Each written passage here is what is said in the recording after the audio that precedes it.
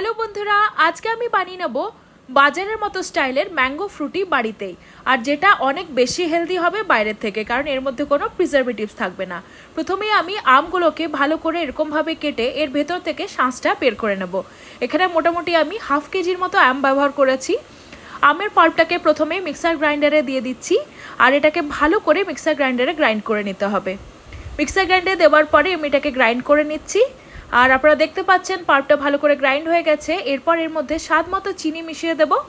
তারপর যে পাল্পটা রয়েছে সেটাকে একটা প্যানের মধ্যে কিছুক্ষণের জন্য ভালো করে গরম করে নেব। এটাকে ভালো করে নেড়ে নিতে হবে। আপনারা দেখতে পাচ্ছেন খুব ভালো করে গরম হয়ে গেছে, আর এরপরে ধীরে ধীরে এটা থেকে ফুটতে শুরু করেছে। এরকমভাবে যখন বাবলস আসতে শুরু করবে তখন আমরা একেবারে বন্ধ করে দেব গ্যাসটা, আর একটু ওপর থেকে লেবুর রস দিয়ে দিচ্ছি। তারপরে এইটা ঠান্ডা হবার পরে আমরা ছেঁকে নিচ্ছি একটা স্ট্রেনারের সাহায্যে। আর নিচের যে জুসটা রয়েছে সেটা হচ্ছে আমাদের ম্যাঙ্গো ফ্রুটি। এই ম্যাঙ্গো ফ্রুটিটাকে আমরা গ্লাসের মধ্যে সার্ভ করব ঠান্ডা ঠান্ডা বরফ দিয়ে। আর যেটা একেবারে বাজারের ফ্রুটির মতো খেতে, কিন্তু অনেকটা বেশি হেলদি।